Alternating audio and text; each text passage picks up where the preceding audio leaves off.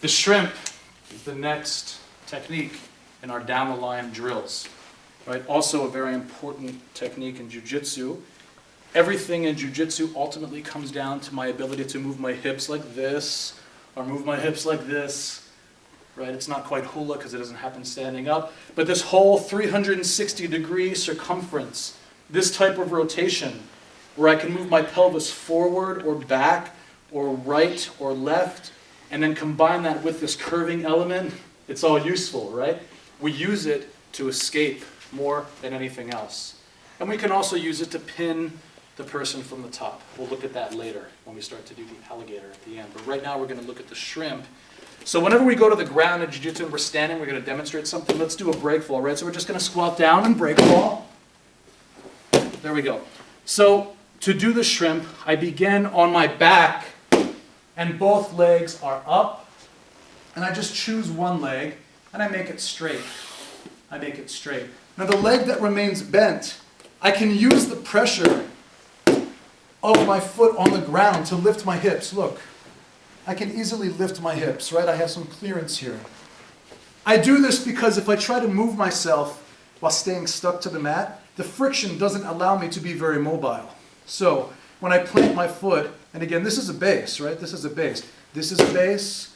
And now this is a little bit of a weaker base, but I'm still in base here. It means that I'm not going to be easily turned or falling to one side more than the other without my control in place. So here's my base, and then I lift my hips a little bit. And now just like there's a string tied to my belt over here and someone pulls it, look, whoosh, it gets my hips a little bit to the side.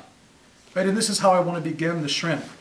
So I look towards the low leg, and I just open a little bit here. And look, I start to push. I start to push my hips towards the bent foot. And I take my hips off the mat to do it a little bit. And when I do that in combination with the stretching of the hips, I get this motion, right? The idea is that I want to keep going until this leg is really straight. But I fully extend the lever that I've created. And look, it doesn't make sense to go this way. See this leg here, the flat leg. If I try to push my hips that way using this foot, it's going to block me. It's going to block me. I can't move through that. What makes sense is to go away. This is cocked, right, and loaded here. So I'm just going to unload the spring. That's it. That's the shrimp. Now to switch to the other side. To switch to the other side. The leg that was straight, I use it here and I put a little pressure on the ground and I turn my hips back under now. Back under, like this. Right now this one bends. The other one is naturally straight. Why? Because when I did this, I straightened it.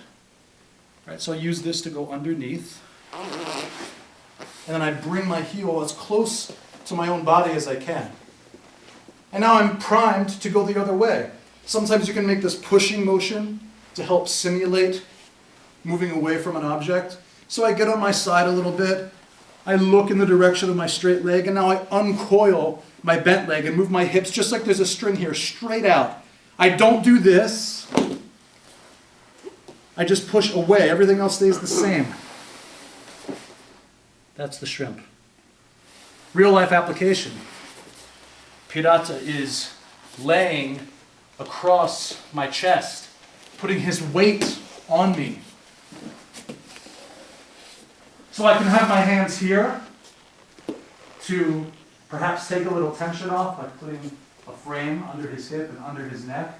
And then I straighten the leg that's closest to him. And I want to get away from this guy, so that's what I do, right? I don't go this way into him. That doesn't make sense. I straighten the other leg and I move away. I shrimp. Maybe I have to shrimp twice. Now see this space that I've created right here between myself and the attacker? My knee can go in there. And I can start to replace the guard. Right? So that's one application for the shrimp. Okay? Again, we begin on our backs with one leg straight and one leg bent. We look towards the flat leg. We take a little bit of friction out by moving the hips off the ground, and then we pull the hips away until the leg is straight. To switch, I dig under and swing the hips back under now. That naturally bends the leg and leaves the other one straight. I pull it close. And now I look this way, and I move. And that's the strip. And when we put it together, we start to move down the mat very nicely. All right? Let's go, guys.